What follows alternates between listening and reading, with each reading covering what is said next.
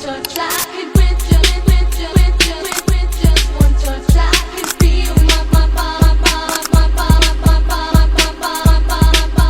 giving.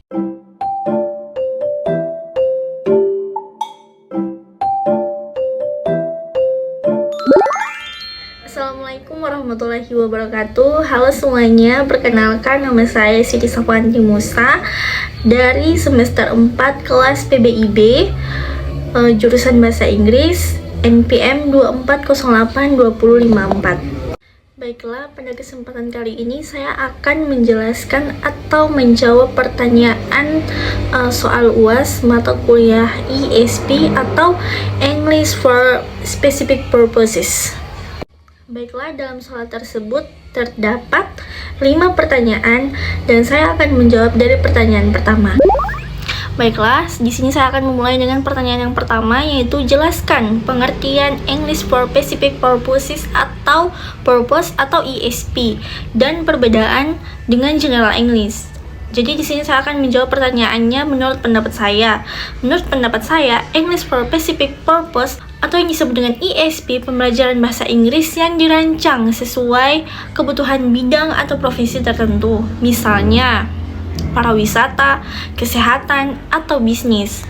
Nah, sedangkan General English yaitu mempelajari bahasa Inggris secara umum tanpa fokus pada bidang tertentu.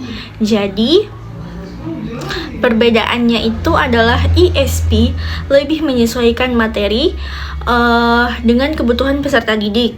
Sedangkan General English itu mereka lebih memberi kemampuan bahasa Inggris secara umum merata. Lanjut ke pertanyaan yang kedua, yaitu uraikan 2 karakteristik utama ESP dan jelaskan mengapa karakteristik tersebut penting dalam perancangan pembelajaran. Baiklah, di sini saya akan menjawab pertanyaan juga menurut pendapat saya, yaitu karakteristik pertama, ESP disusun berdasarkan kebutuhan peserta didik. Jadi, materi yang diajarkan sesuai dengan tujuan mereka.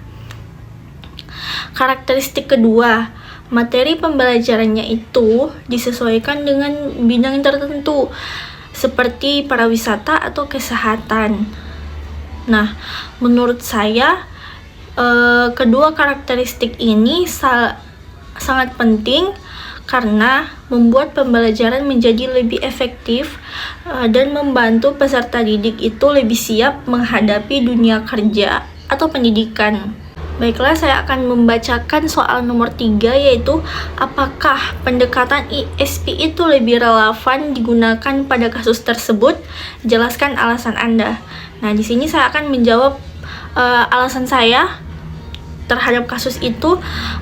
Jawaban saya iya. Kenapa? Pendekatan ESP itu sangat relevan karena tujuan lembaga tersebut adalah mempersiapkan lulusan agar mampu berkomunikasi dengan wisatawan asing dan mitra internasional. Dengan adanya ESP, materi pembelajaran itu bisa disesuaikan dengan kebutuhan di bidang pariwisata sehingga peserta didik itu lebih siap menghadapi situasi kerja yang sebenarnya. Lanjut ke soal nomor 4, pertanyaannya yaitu tentukan apakah konteks tersebut termasuk EAP atau EOP dan jelaskan alasannya. Nah, jawaban saya di sini kasus tersebut termasuk English for Occupational Purpose atau EOP karena tujuannya itu pembelajarannya untuk mempersiapkan peserta didik menggunakan bahasa Inggris dalam dunia kerja, khususnya di dalam pariwisata atau jurusan pariwisata. Baiklah, untuk soal yang terakhir yaitu soal kelima, pertanyaannya sebutkan 2 kebutuhan bahasa Inggris yang perlu diprioritaskan.